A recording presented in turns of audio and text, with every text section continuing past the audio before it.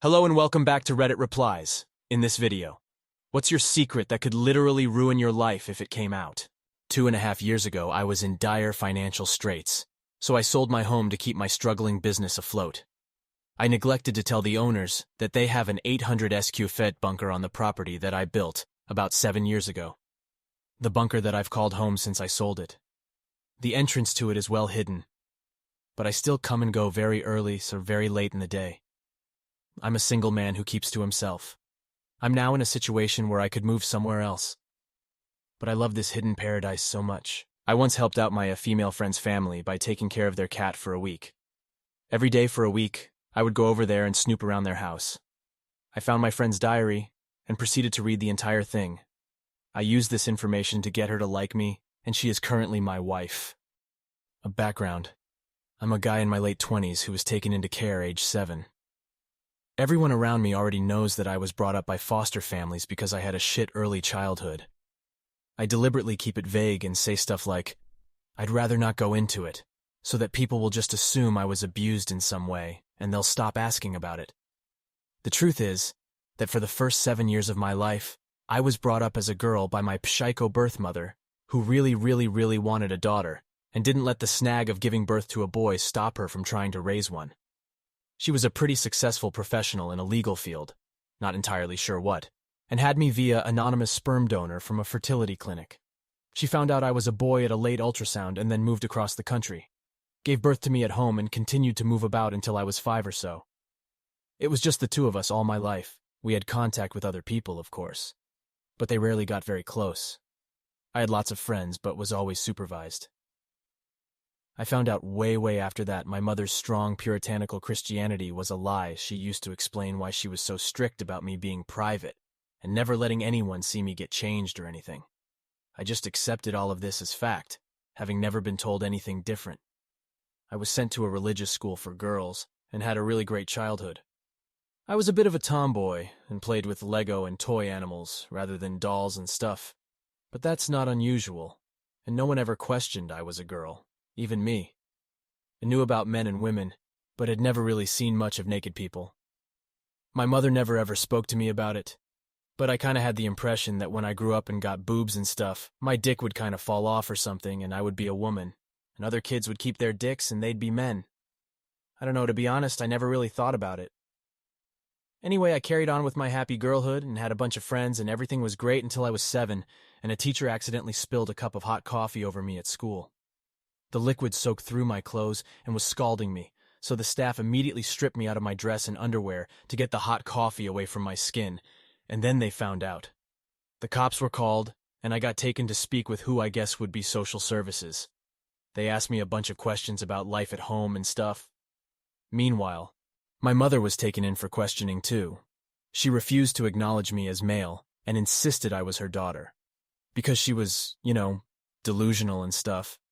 I wasn't allowed to go back home, but got put with a foster family and went through loads of therapy and stuff. The worst part was that literally overnight, I lost everything. My mother, my home, all my toys, all my clothes. I moved school so lost all my friends. They cut all my hair off and told me I wasn't a girl anymore. It was really traumatic. The first foster home wasn't that great. They had 3 boys already, and going from a sheltered, religious, only child upbringing to a rough-and-tumble, testosterone-filled environment was really difficult. They tried to force me to a masculine, and I was just too confused about what they wanted. Anything girly was reprimanded, and I felt so lost and alone because nothing I did was right. I tried to commit suicide when I was 11, and again at 13 because I didn't feel I fitted in anywhere. After the second attempt, they moved me to a different foster family who were awesome. I consider them to be my parents. They actually stood up for me. The first thing was that they let me grow my hair. From when I got taken into care, they buzzed my hair short, and I hated it. They always had to hold me down and do it forcibly while I was crying and fighting. My new parents flatly refused to do it and said that loads of boys had long hair. They also let me quit karate and football and take up swimming and jazz dance. Since I'd been in care, no one had ever stood up for my right to choose what activities to do or how to dress before. It was amazing. In the end, I came out of it with a pretty healthy gender identity. I'm a guy, but Not the most butch guy ever, but I'm fine with that. I went through school and got my degree and have a pretty good job and an amazing, supportive wife. Everything looks great. But I can never speak about my early childhood and how I grew up as a little girl. TLRD. I'm a guy, and let people believe I was raised in care because I was abused when in fact I had a great childhood. Except that my mother tried to raise me as a girl. Okay, so this is a secret I've kept for nearly 20 years.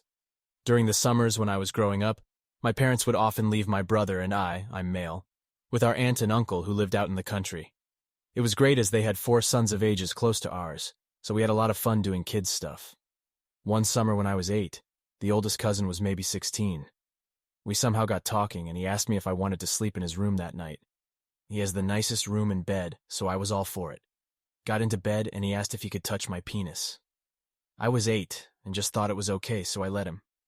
He rubs it for a bit and then asks me to do the same to him. So I do. This progresses and eventually I'm sucking his cock. I think I knew this was wrong, so I said I didn't want to carry on. We stop and I go to sleep quite confused. I wake up and he hands me some money and tells me never to tell anyone about what happened. Next night he tries to do the same thing, but now all I care about is the money. So I do it. This carried on for 2 summers. Eventually I got old enough to realize it was quite wrong regardless of the money and stopped. I've not told anyone this. He's now married with 2 kids. I'm also married and we see them sometimes at family events. I don't have the balls to even try and talk to him about it. Hell, I'm not even sure what I'd say. I'm sure this will get buried, but just getting it off my chest makes me feel better. Told her I was a gay child hooker. I faked the last 2 years of college education. My parents put so much pressure on me I couldn't handle it. I was suffering from severe depression and anxiety, so I faked it all. Lied to everyone, made up fake transcripts. I just got my foot in the door in my desired field thanks to a friend as they hired me as a subordinate. This place only hires college grads, but no one double-checked my credentials since I was recommended. My hopes is that if I need to find another job, I'll have been at this place long enough to get it by experience alone. I work for a very prestigious company. I'm not bad at my job. I'm actually quite good, but my fear is eventually I'll hit a wall, and the lie will come to light. No one has known this for the better part of a decade. It's a relief to finally say it out loud. I can't even tell those I love. My silence is my prison. Thanks for watching this video. Don't forget to like and subscribe.